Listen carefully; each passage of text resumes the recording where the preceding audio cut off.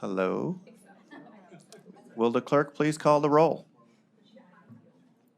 Calling the roll for the Monday, April 17, 2023 Board of Control meeting. It is 11:01 a.m. We have Councilmember Meredith Turner. Here. Councilmember Dale Miller. Here. James Boyle serving as an alternate for Purnell Jones Jr. Present. Nicole English serving as an alternate for Mike Dever. Here. Catherine Gallagher serving as an alternate for Chris Ronay, County Executive. Here. Michael Chambers, Fiscal Officer, serving as Chairman. Here? Paul Porter. Here. We have a quorum. Thank you. Next on the agenda is the approval of the minutes from April 10th. I will make a motion. Is there a second? Second. Seconded by Councilwoman Turner. All in favor, say aye. Aye. Opposed? The minutes are approved. Is there any public comment? No public comment? Let's move on to our first item. First item, new item for review, BC 2023-218, Department of Public Works submitting an amendment to a contract with PSX Incorporated for parking lot equipment maintenance and repair services at various county parking facilities for the period January 10th, 2022 through January 9th, 2024, for additional funds in the amount not to exceed $22,000. Good morning, everyone. Tom Pavich, Public Works. This first item is an amendment with our PSX contract. They manage and oversee all of our 5 parking lots for the county. This is just an amendment to add $22,000 to the contract. We're not extending the time. It goes until, I think, January of next year. There was a pre-question that we do intend on rebidding later this year. Thank you, Tom. Are there questions from the board? Seeing none, I will make a motion to approve the item. Is there a second? Second. Seconded by Councilman Miller. All in favor, say aye. Aye. Opposed? The item is approved. Next item. Next item, BC 2023-219, Department of Public Works recommending an award on RQ 11177 and enter into a purchase order with Burns Industrial Equipment in the amount not to exceed $89,125 for one new M30 ride-on sweeper scrubber. Good morning, everyone. Tom Pavich again, Public Works. This item, we're looking for approval of a purchase order with Burns. This is for a new floor scrubber for our facilities division. This was a formal bid. It went to 13 vendors. We had 3 bids received. We're going with the bidder the lowest bidder that was compliant and bid to specs. Thank you, Tom. Are there questions from the board? Mr. Boyle. Is the old one dead? I mean, are we? Just about. We're it's an old 7400, which I think Matt Crowder, who oversees our fleet division, he's going to evaluate it and determine if we're going to put it on a Gov Deals. Most likely, we're going Gov Deals for pieces parts. Are there additional questions? Seeing none, I will make a motion to approve the item. Is there a second? Second. Seconded by Councilwoman Turner. All in favor, say aye. Aye. Aye. Opposed? The item is approved. Next item. Next item, BC 2023-220, Department of Public Works submitting an RFP exemption which will result in a payment to Core and Main, formerly known as Trumbull Industries, in the amount not to exceed $70,779.54 for reconciliation of various invoices received between October 17, 2022 and January 26, 2023 for purchases made during the Sanitary Master Contract Services Contract Amendment period, January 1st, 2022 through December 31st, 2022, and submitting a purchase order with said RFP exemption. Good morning again, Tom Pavich, Public Works. This is approval of a purchase order with Core and Main. It's to cover eight invoices that we acquired during the last half of 2022 while our sanitary division was under master contract with Trumbull. During that time period, Trumbull changed names to Core and Main. They did not submit a new proposal for the new master contract, so rather than going back and approving an expired master contract with several vendors, we worked with Jared and Paul. This was the most efficient avenue to get the invoices paid. All the invoices were during the contract period, so. Thank you, Mr. Pavich. Are there questions from the board? Seeing none, I will make a motion to approve the item. Is there a second? Second. Second by Mr. Paul Porter. All in favor, say aye. Aye. Aye. Opposed?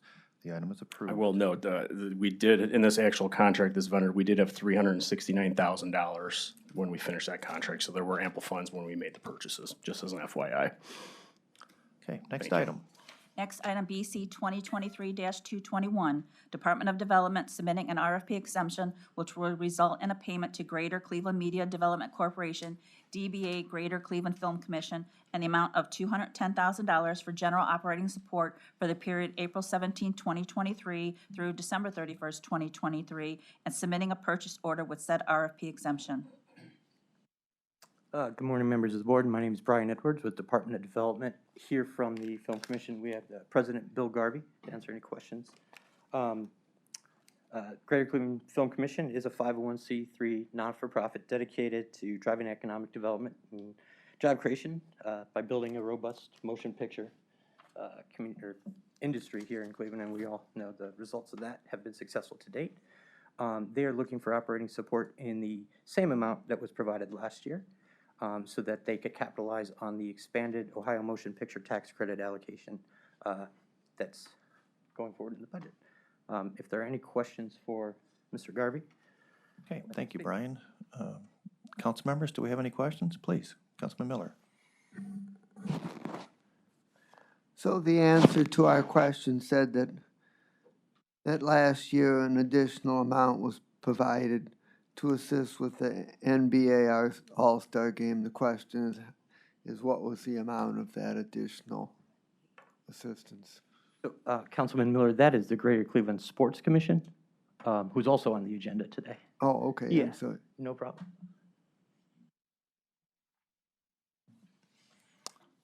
Mr. Boyle, please. What do we got in the hopper? I mean, we had, Guardians of the Galaxy or whatever those, whatever those other ones were.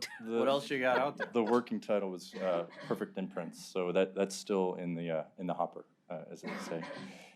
We have one other project that is a biopic slated for this spring, and a few others that are sniffing around.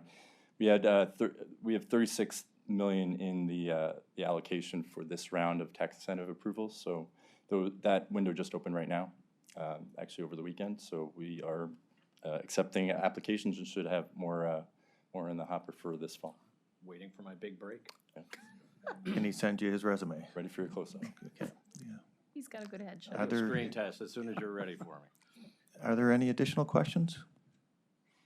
Seeing none, and thank you, I will make a motion to approve the item. Is there a second?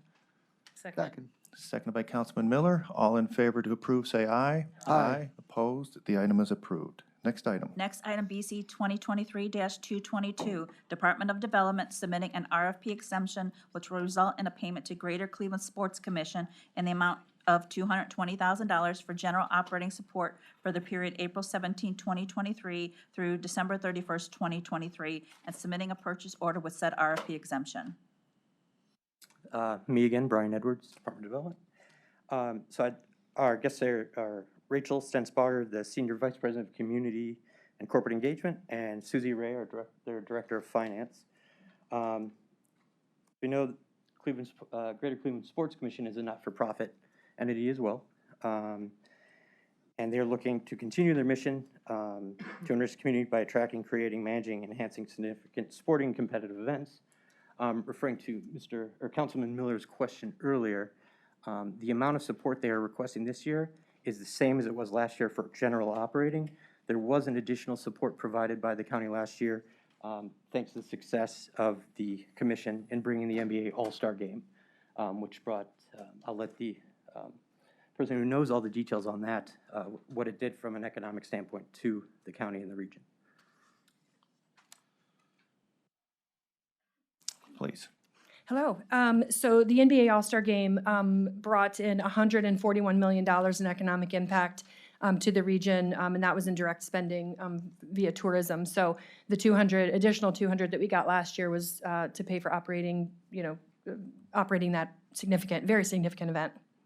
Okay, thank you. Are there questions from the board?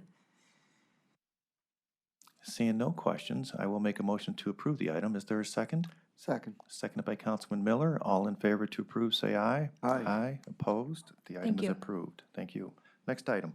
Next item, BC 2023-223, Department of Development submitting an RFP exemption, which will result in a payment to Global Cleveland in the amount of $150,000 for general operating support for the period April 17, 2023 through December 31st, 2023, and submitting a purchase order with said RFP exemption. Yes, today with us from the organization is the President and CEO, Mr. Joe Simperman, and Allison Redder, the Director of Development. Global Cleveland is a not-for-profit entity here in Cleveland, based in Cleveland, serving Cuyahoga County. Mission is to grow Northeast Ohio's economy by welcoming and connecting international people, and opportunity and fostering more inviting community and opportunities. The operating support will specifically be used to work for their welcoming workforce initiatives, which I will let Mr. Simperman speak to. Thank you, Mr. Edwards, Mr. Chairman, members of the commission. Thank you for your support. Our organization is continuing to serve the increasing number of people who are coming to Northeastern Ohio from all over the world, from the Democratic Republic of Congo, from Afghanistan, from Ukraine. Just last week with Mayor DeGeeter and other folks in the community, we hosted our second legal clinic where we had over 150 Ukrainian families come. We had people doing job interviews on site. We had banks, Metro Hospital, other important places that make Cuyahoga County the great place that it is. And we continue to work every day to make sure that people who come here not only have the welcome that they deserve, but also that they provide the fulfillment of the workforce needs that our county requires. Thank you, Mr. Chairman. Thank you, sir. Are there questions from the board? Mr. Boyle? The backup document, hi, Joe, how are you? Hi, Mr. Boyle. Through the chairman.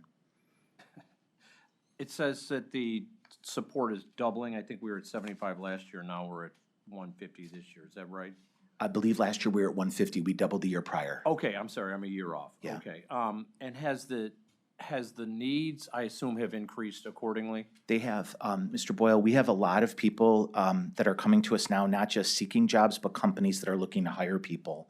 And so we have a really dedicated staff that understands the visas that are out there. It is, I'm not understating it when I say that there are as many work visas as there are letters in the alphabet.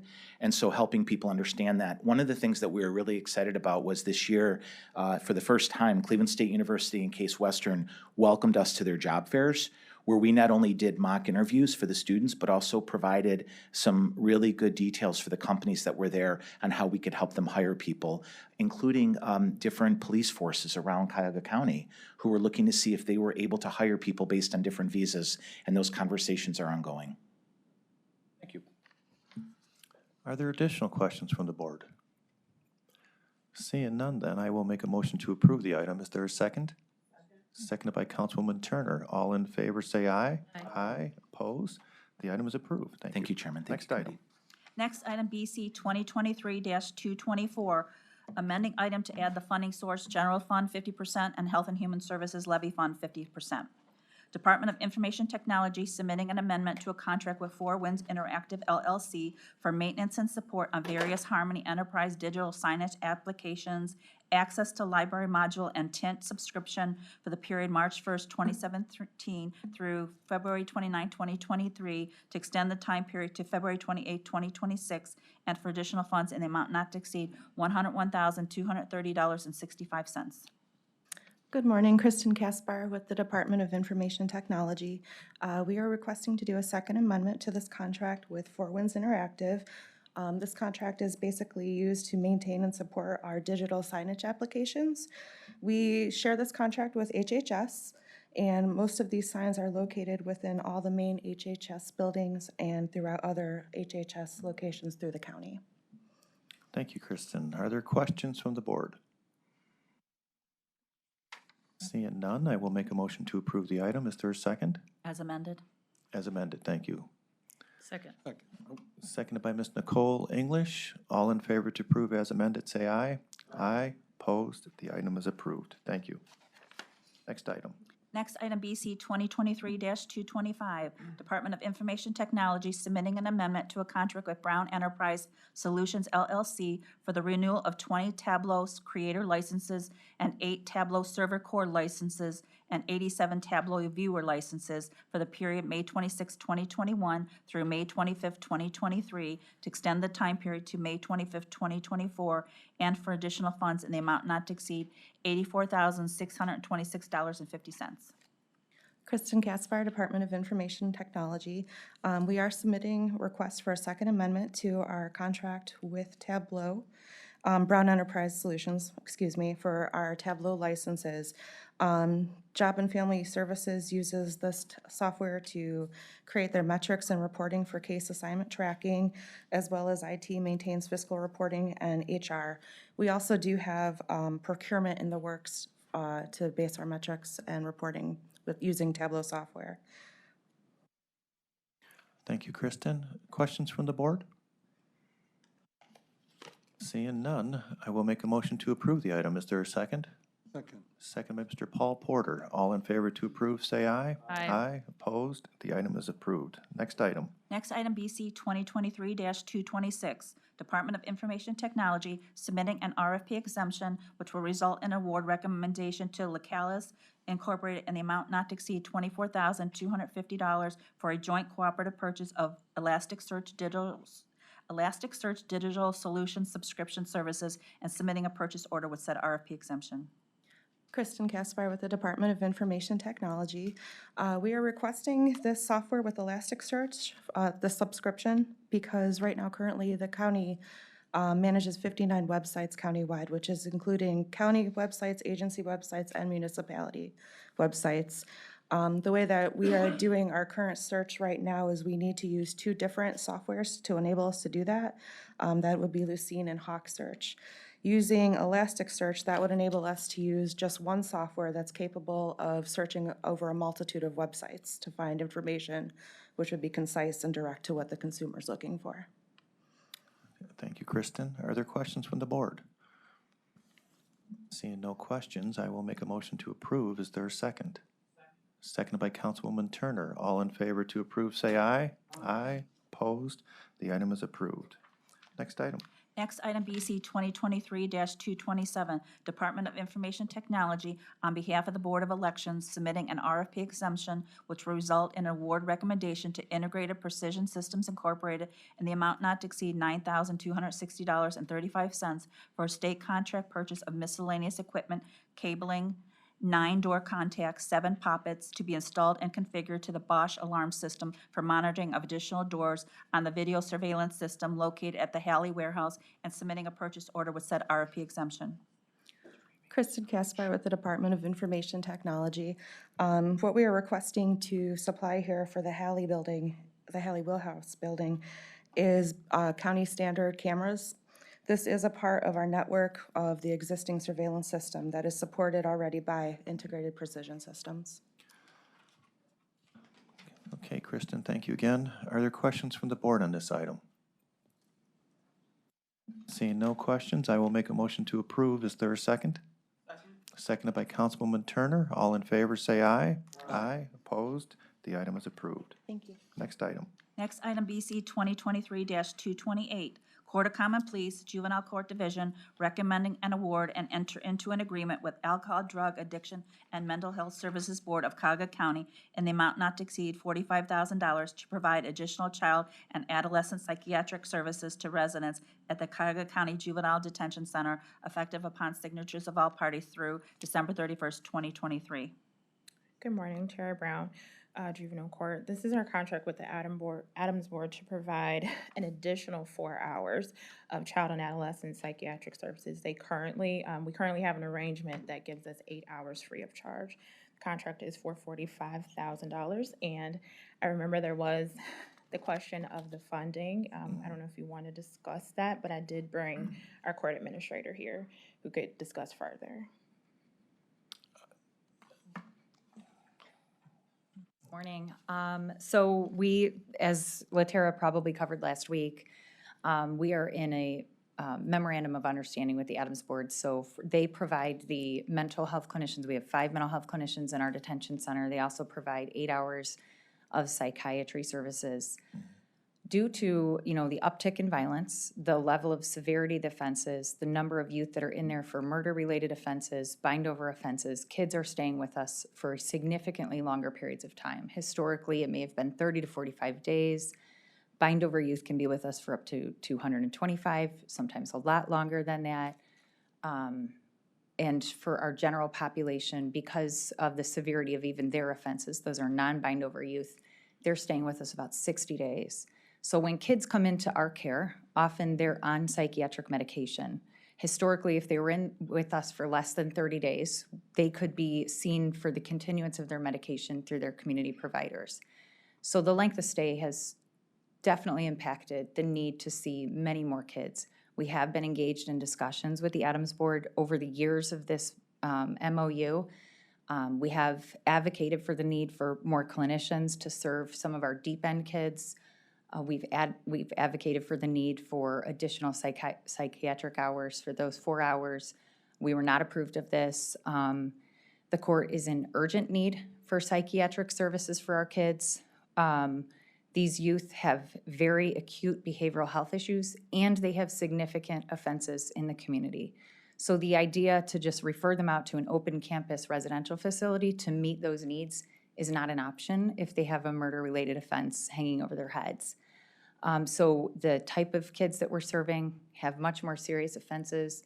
We cannot just push them out to open campus residential treatment providers. We can't, this is where they get their care. We are also dealing with kids that are not eligible for crisis beds, cannot go to hospitals, you know.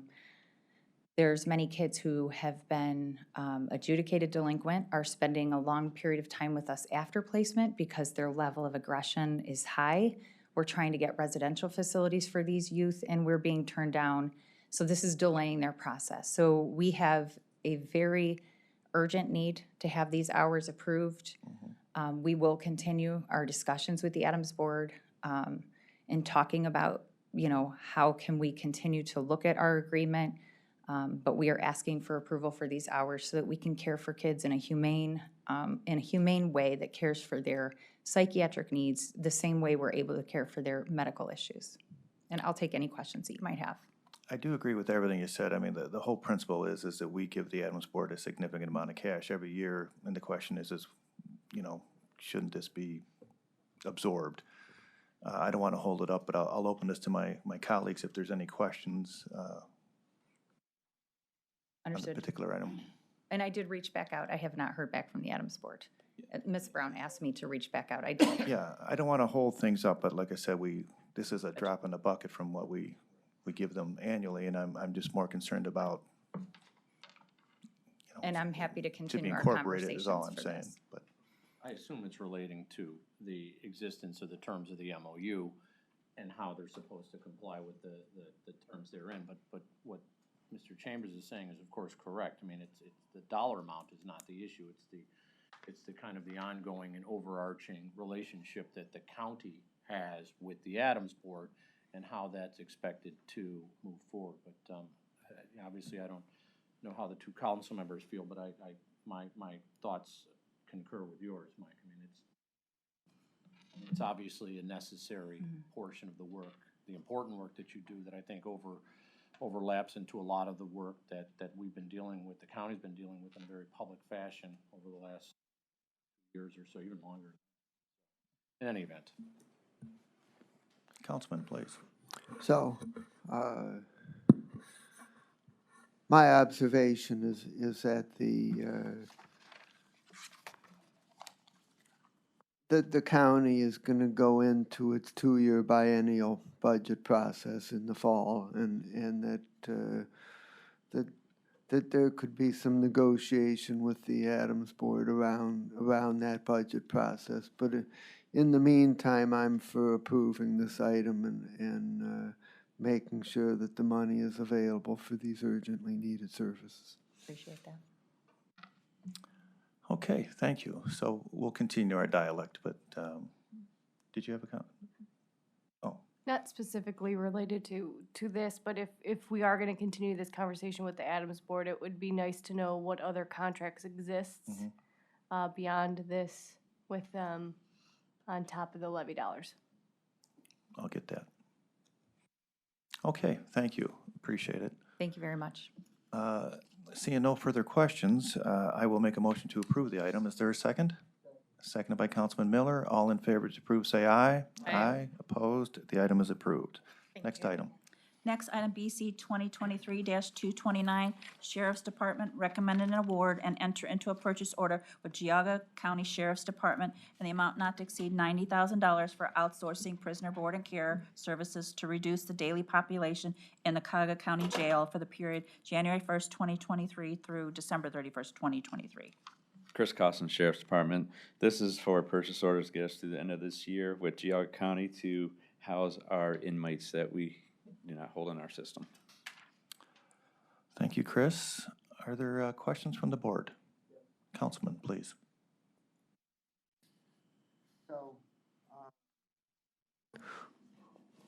We had an advanced question as to how many inmates are currently at each of the facilities, and for Geauga County, it says 155. I'm asking to confirm that number. That seems like a large number. I'm surprised that Geauga County even has that large a capacity, let alone that we're housing that many prisoners at this time. So can we confirm that number? I can't confirm, but I have Administrator Gibson here to maybe address this. Good morning. Rhonda Gibson, Administrator of Corrections for the Sheriff's Department. Councilman Miller, I'm not sure where that number came from because my email said 10 at Geauga and 0 at North Royalton. So I'm not sure where that number came from. Well, it says here, it continues by saying, how many inmates were housed at each facility in 2022?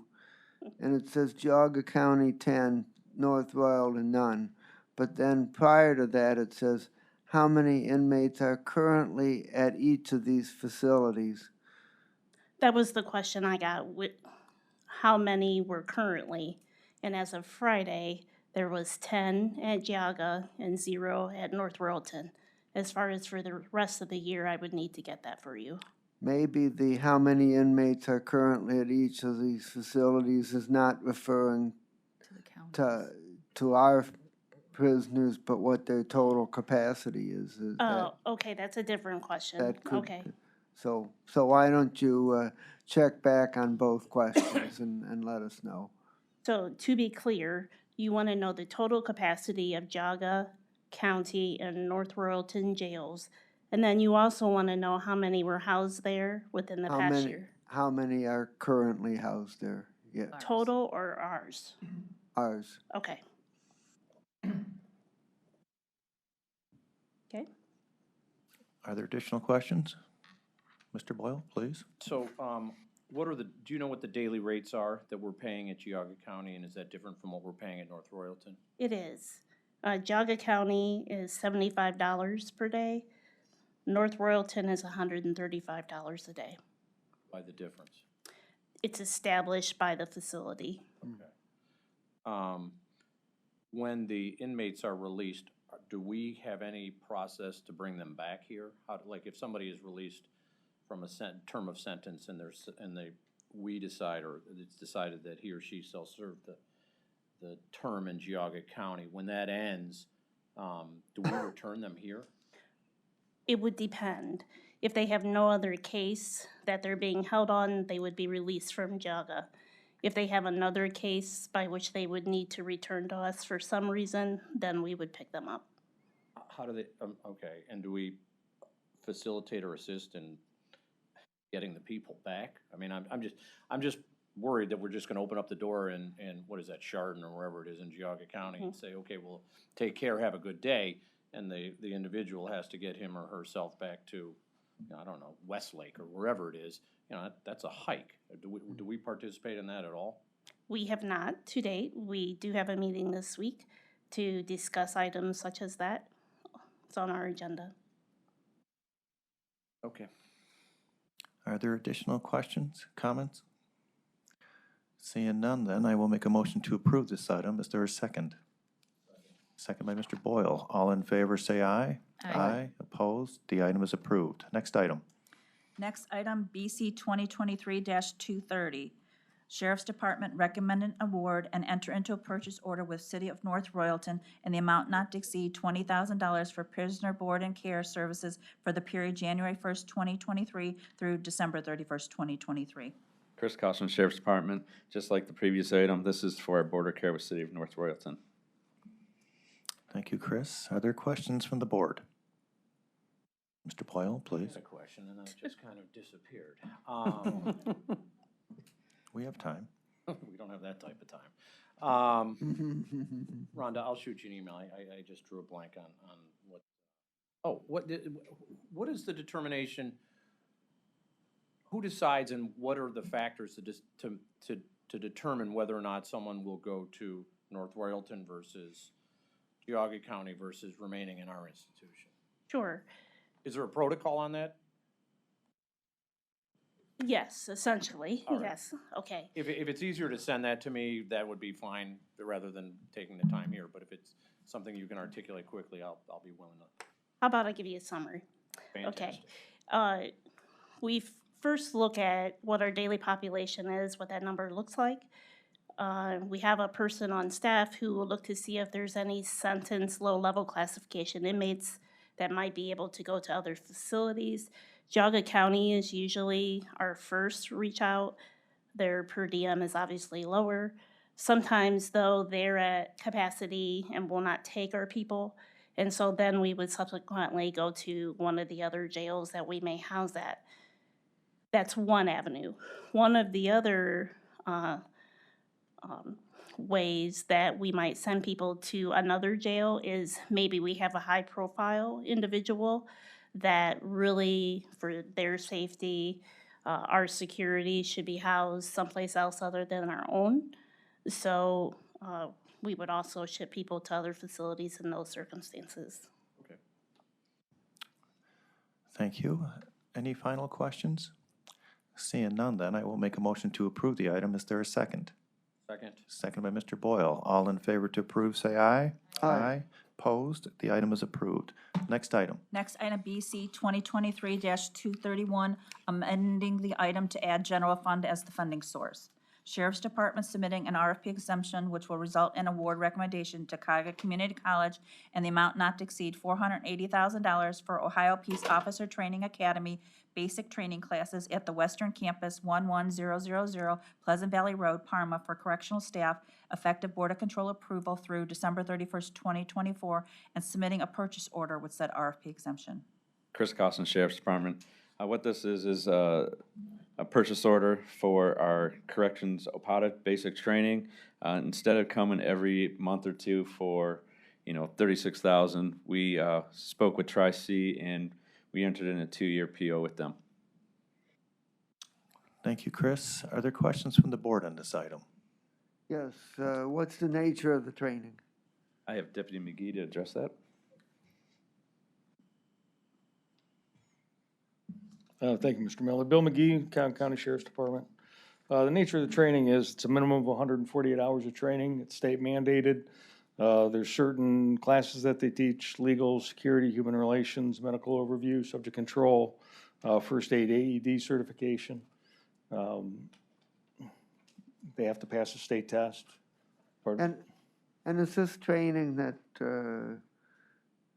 that officers receive after they're hired or before they're hired, or where does this come in the process? The Ohio Administrative Code requires that they complete the training within the first year of their employment. Okay. Bill, can you comment on possibly doing that in-house? We talked briefly about that. I can't really speculate about what Chief Soltis's plans may be. I know that, I believe that he would be in favor of it. We currently don't have the instructional staff. Okay. So the entire instructional staff, just so everyone knows, would have to be certified by the state. They would have to approve the location. They would have to approve a in-house commander. The commander is the person who is then actually authorized to oversee the training. That could be any employee of the Sheriff's Department, but obviously it should probably be somebody within the correctional environment.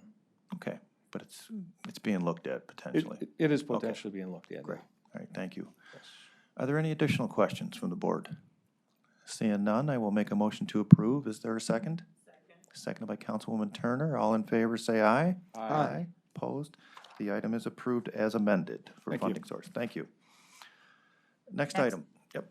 Next item, BC 2023-232, Medical Examiner's Office submitting an RFP exemption which will result in an award recommendation to B&B Microscopes Limited in the amount not to exceed $27,690 for the purchase of 2 Olympus BX43 forensic pathology microscopes for use by the Pathology Division and submitting a purchase order with said RFP exemption.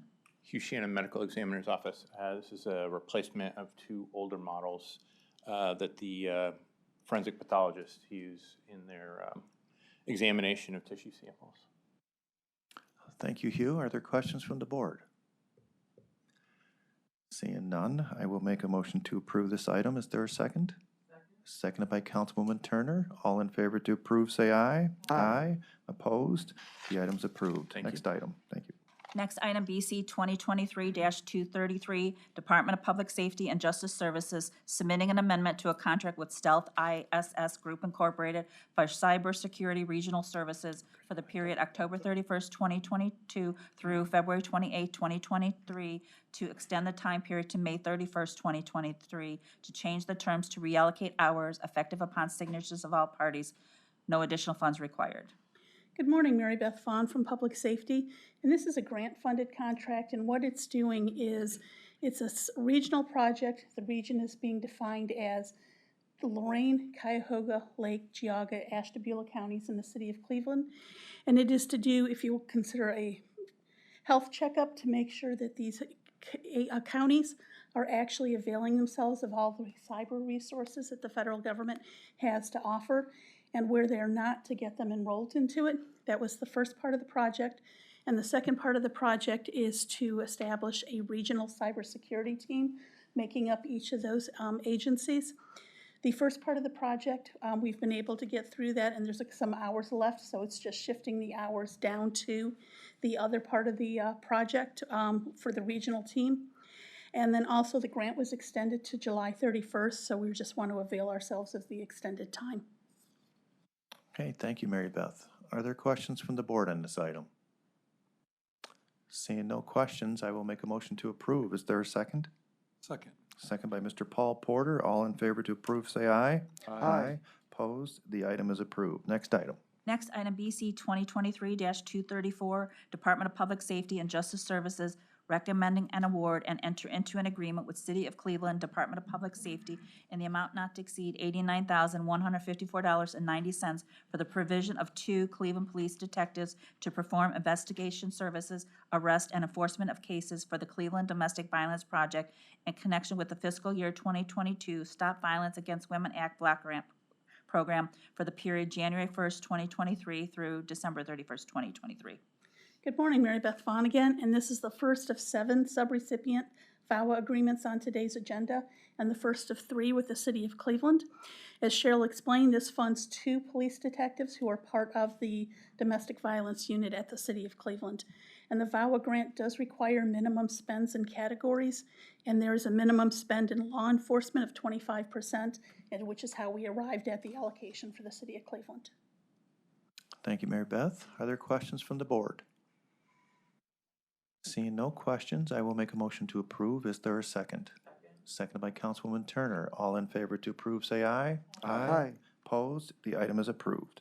Next item. Next item, BC 2023-235, Department of Public Safety and Justice Services recommending an award and enter into an agreement with City of Cleveland Department of Law in the amount not to exceed $130,023.80 for prosecution services for domestic violence and sexual assault cases in connection with the fiscal year 2022 Stop Violence Against Women Act Block Grant Program for the period January 1st, 2023 through December 31st, 2023.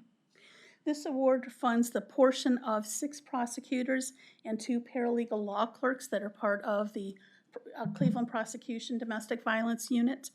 This also has a minimum spend of 25%, which is how we arrived at Cleveland's funding. Okay, Mary Beth, thank you again. Questions from the board? Seeing no questions, I will make a motion to approve. Is there a second? Seconded by Councilwoman Turner. All in favor to approve, say aye. Aye.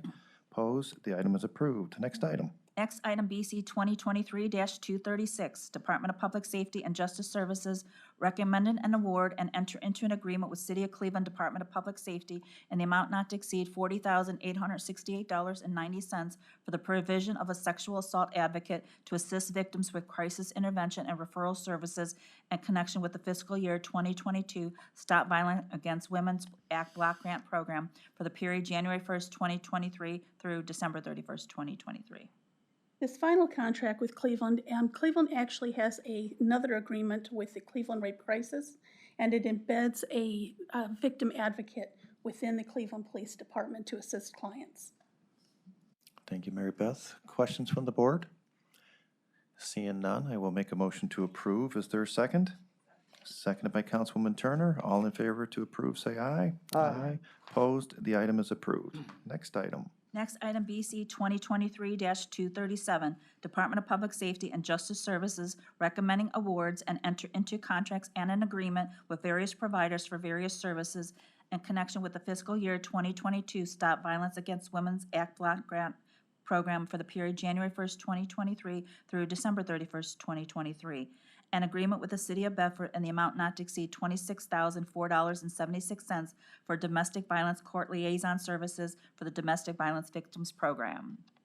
A contract with Cleveland Rape Crisis Center in the amount not to exceed $79,996.57 for domestic violence victims assistance services for the Sexual Assault Survivors Program. A contract with Journey Center for Safety and Healing, DBA Domestic Violence and Child Advocacy Center in the amount not to exceed $113,945.85 for Latina Domestic Violence Project Services. A contract with Jewish Family Service Association of Cleveland, Ohio in the amount not to exceed $40,100.40 for victim services programs and visitation centers for the Domestic Violence Services Project. Okay, so the first one, the City of Bedford, this one is for a victim advocate for victims with intimate partner violence. And this is within the Bedford Court. There is a minimum spend of 5% on this grant for court services, which is how the allocation for the Bedford Court came up. The remaining ones, their allocations are all based on what their request was and what their performance has been on previous grants. The Cleveland Rape Crisis serves Latino and Latina survivors of sexual assault and rape. The Jewish Family Services serves victims of domestic violence with limited language proficiency, and they work predominantly with Eastern European populations and clients with intellectual disabilities. The Journey Center serves Spanish-speaking victims of domestic abuse and their families. Thank you, Mary Beth. Questions from the board? Mr. Boyle. Why Bedford? Actually, this year Bedford was the only court that submitted an application, and typically that is the case. Last year we did receive an application from Rocky River, but because the allocation was so low, it wasn't worthwhile for them, and they were able to find other ways to pay for it. But we just don't get a lot of responses from the municipalities. I'm surprised by that. I mean, there's obviously needs for the services, certainly at, I mean, I can think of a handful of municipal courts that would absolutely need this. I'm just wondering whether the word isn't getting out to them, not through us, but through whatever cycle or, sources are out there. Well, and we actually, when we send this out, we send them out to all of the mayors. Oh, I know that. I mean, Yeah, NOFO.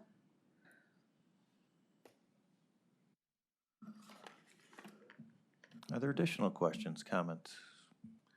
Seeing none, I will make a motion to approve the item. Is there a second? Seconded by Councilwoman Turner. All in favor, say aye. Aye. Opposed? The item is approved. Next item.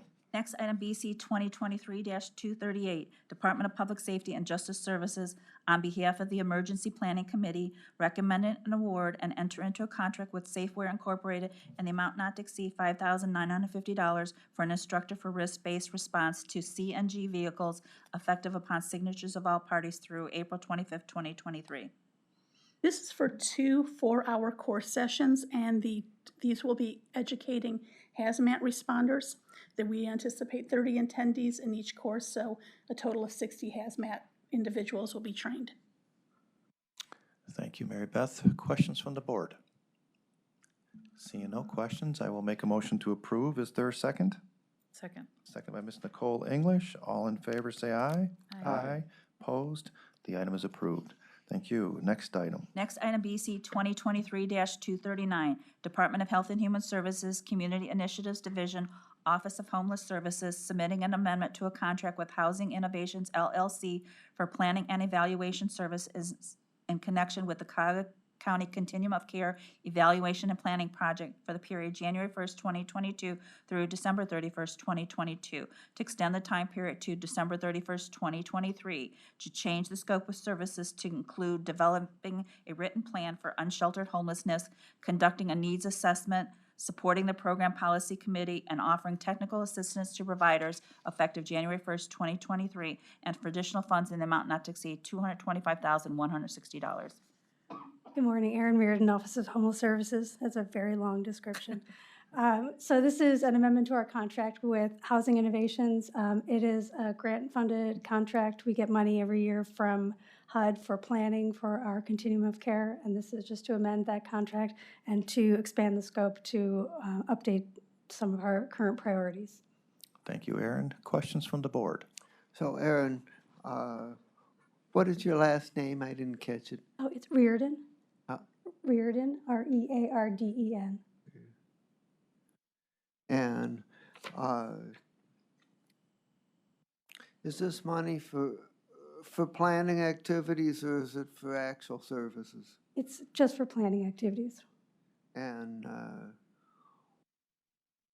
what kind of planning around unsheltered homelessness needs to be done that's going to require $225,000?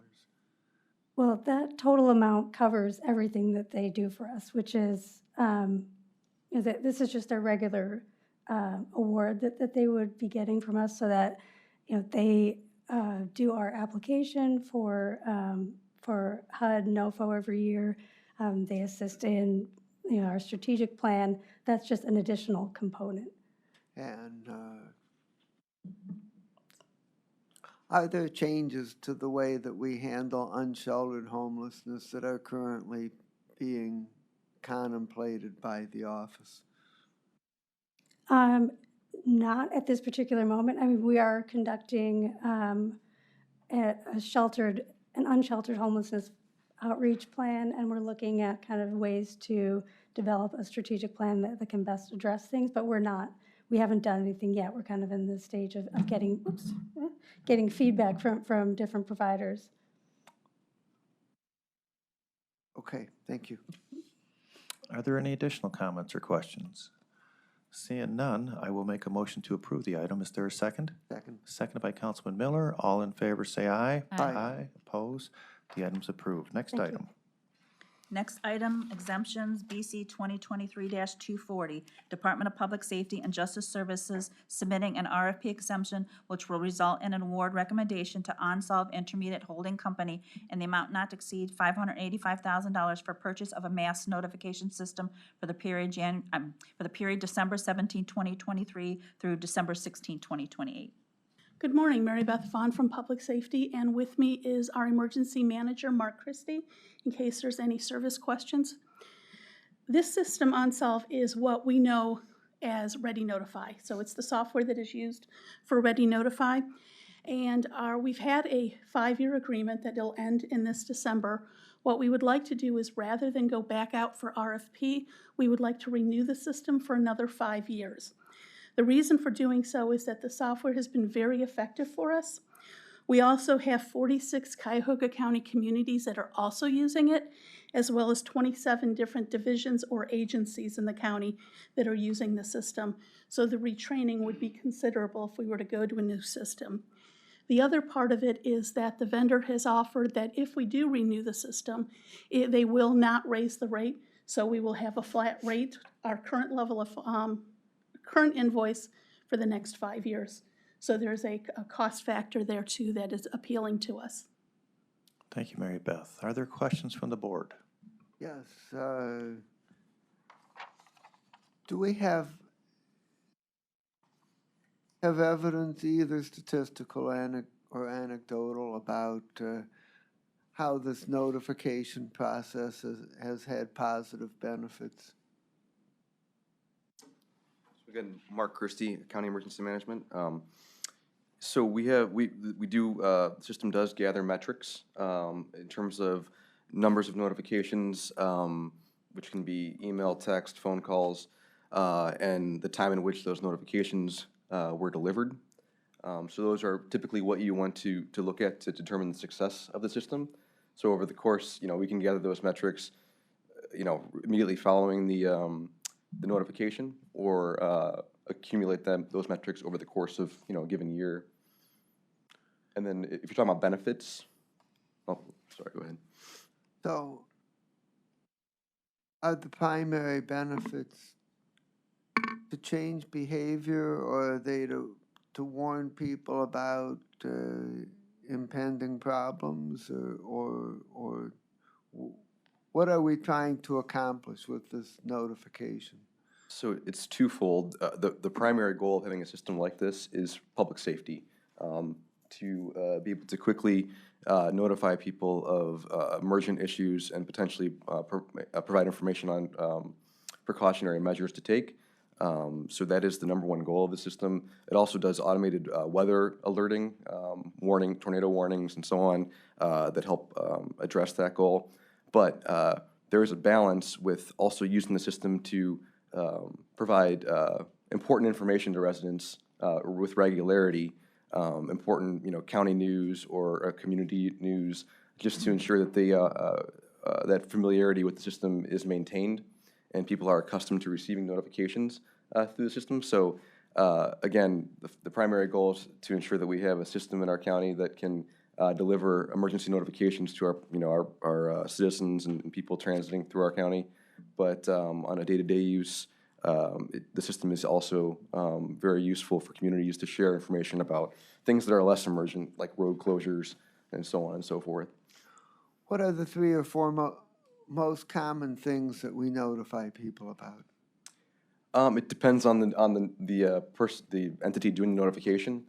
Some communities are very prolific in regular use of just community news. I'm talking about Cuyahoga County's own use of the system, as opposed to the communities.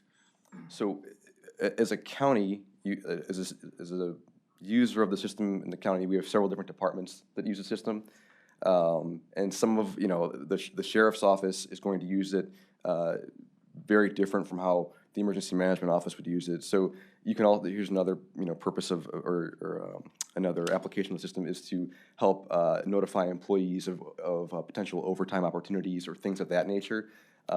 So again, that might be a more common usage by the sheriff's office versus our office, the emergency management, which would be more public information about severe weather awareness week, or again a boil alert or something that is more emergency management related. It's just going to vary. Types of notifications are really going to vary by the user of the system. Okay, thank you. Mr. Boyle, please. So we did an RFP when did we, 5 years ago? Wait, is this 5-year contract? Correct, so we did it in 2018. And did the original contract have an option for renewal? We did not put that in there at that time, no. Okay. Why did we decide 5 years? Why did we do an initial 5-year agreement? Yeah. No, why are we doing, obviously that was the term of the initial contract. Why did we decide that we were gonna re-up for another 5? 2 reasons. One, because there is no increase if we do go for another 5 years. There is a slight increase if we go to a shorter period of 3 years. Plus, the other part of it is that after 10 years with any one system, we think we should be going back out to competitive bid, because we think the technology should have migrated enough at that point in time that it's worthwhile going back out there and seeing what's available. So it's kind of like an 8 to 10 year period, but 10 years is our magic number. We are definitely going back out after this agreement.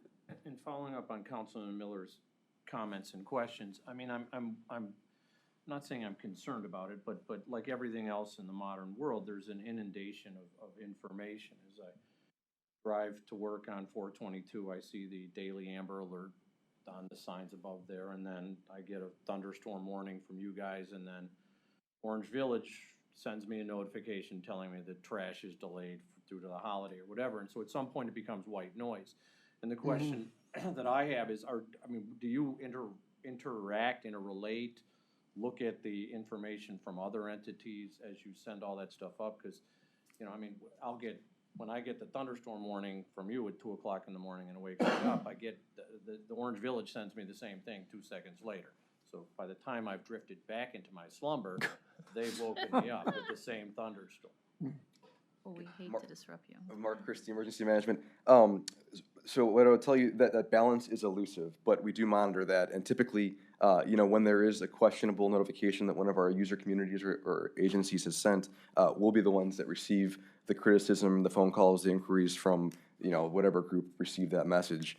And we typically use those as teachable moments. You know, if there was something that an agency or community sent that we determine is sort of questionable or inappropriate, we'll talk through that. Or if the volume of notifications that are coming out of one entity seems to be a little bit, you know, a little bit too frequent or too much, we provide that feedback to the community and our agency and inform them that, say, you know, hey, we've been receiving complaints or concerns from residents.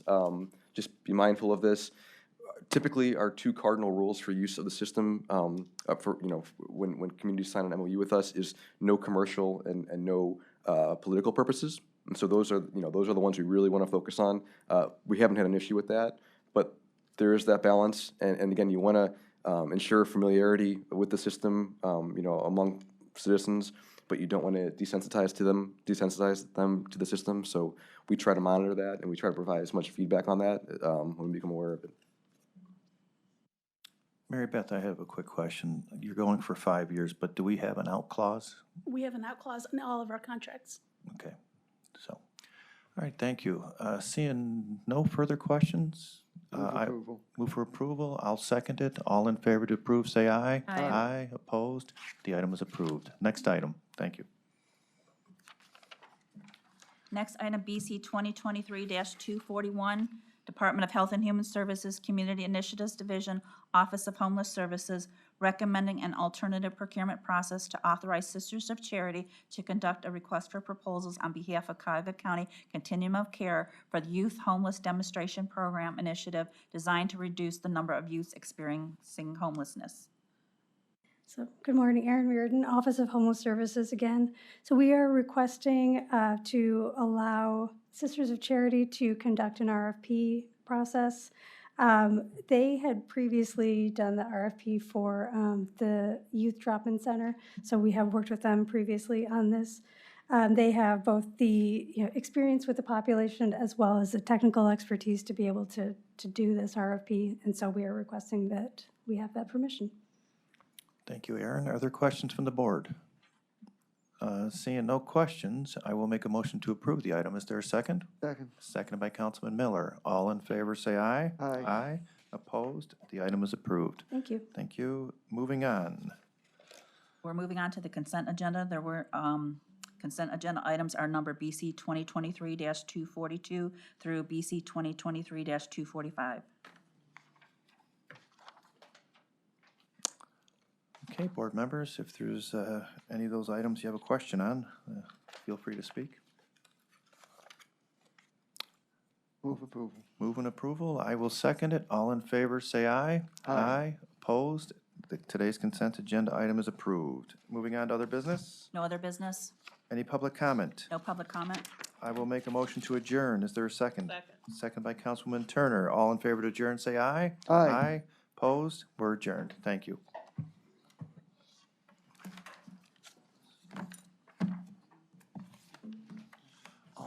The one that you guys had, the phone